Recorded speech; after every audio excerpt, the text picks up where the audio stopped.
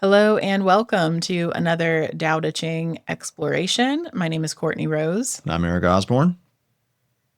And before we dive into today's weekly verse, 16, we want to give a special shout out to our sustainer members. These are folks that are greatly assisting our community in their donations and the way they show up in our community. So thank you so much. For those of you who are in our sustainer membership, you know who you are.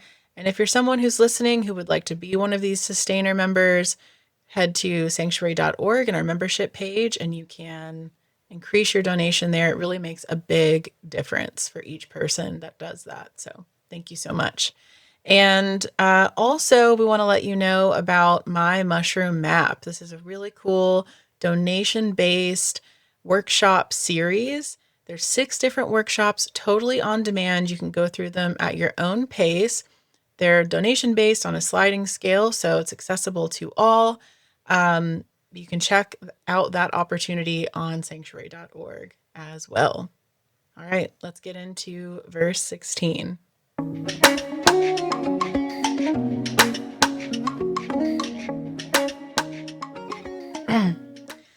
Human must achieve the ultimate void and maintain calmness with sincerity in order to observe the growth and flourish of all beings.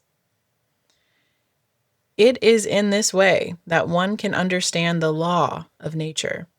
All things and beings will eventually return to the original source. This is called peace. Peace means returning to one's original nature. This original nature is the eternal law. To know the nature's law is to be enlightened. He who is ignorant of the nature's law shall act recklessly, and thus will invite misfortune. To know the constant law of nature is to be generous. Being generous, one is impartial. Being impartial, one is the sovereign. Sovereign is the nature itself. Nature is Tao. Tao is everlasting. When one's physical body dies away, Tao still long endures. All right. Top highlights. Well, that word sovereign keeps coming up here, doesn't it, here lately? Yes, it does. It's big. Yeah, it's interesting here that the translations, that these are significantly different, but really still capture the same essence. This one says all the same things, but with some of the words here really hit. Like instead of sovereign, this says to be kingly is to be heavenly. To be heavenly is to be one with the Tao. And the way that it goes through this kind of from emptiness to the height of physical achievement, which is like kinghood or queenhood, right? Then back to the emptiness, the dissolution of the body. So it goes from no material, attaining utmost emptiness, cling single-heartedly to interior peace. And basically, when you do that, you reach sovereignty, you reach kinghood, queenhood. And when you do that, then you abide forever. Such a one will be safe and whole even after the dissolution of the body. It actually, I hear a lot of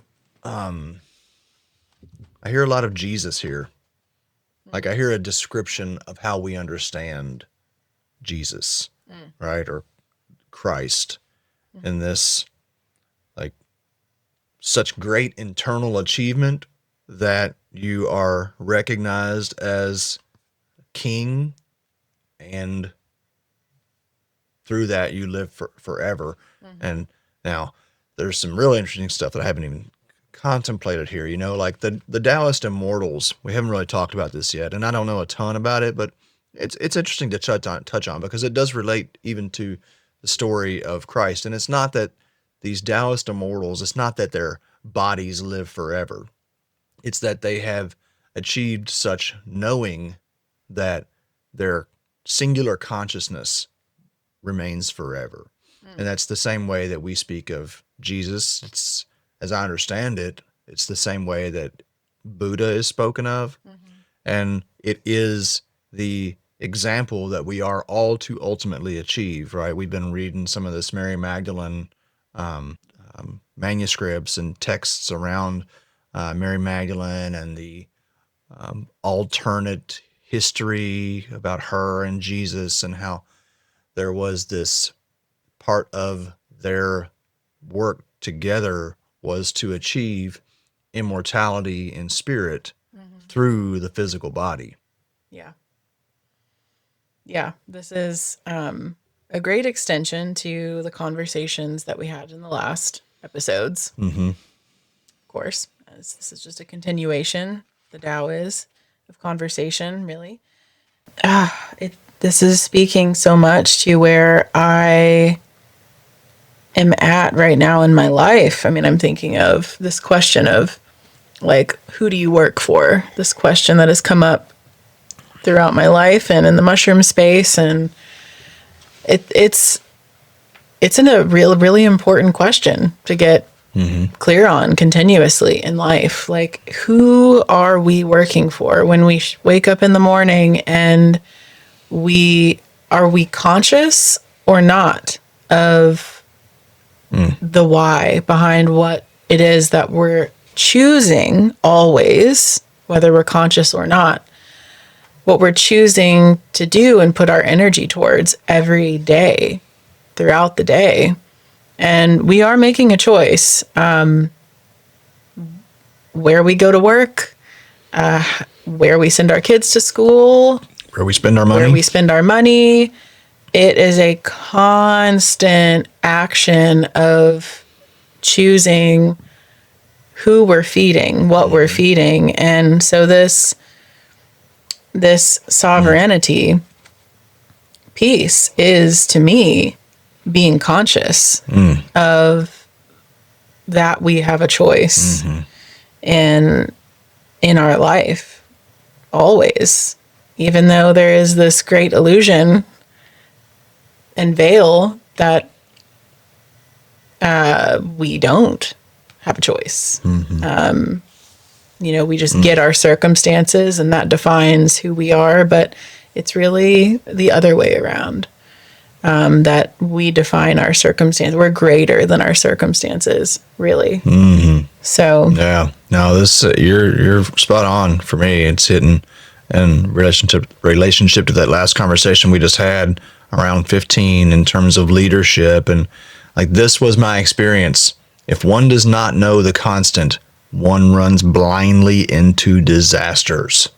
And I can look back at years in the past when I have been kind of wavering and trying to be people pleasing. Ooh, that people pleasing. That is like such an embodiment of inconstancy, because you're trying to meet other people where they are rather than coming from where you are, where you're at, what you know is your center. And there is a lot of disaster waiting there in people pleasing. yeah, that's, again, who are you working for? Because we're living in the fastest moving time. I mean, in recorded history, it seems. Seems like. And in the midst of all the quickness, we can think that we are it. We are other people, This here, the second line says, cling single-heartedly to interior peace. While all things are stirring together, I only contemplate the return. So all those distractions, just coming back to this, it's the same, similar to what you were talking about in 14 with your mushroom experience. Yeah, that coming back to center. It's so applicable in every part of life. Parenthood, in the workplace, in our romantic relationships, when we're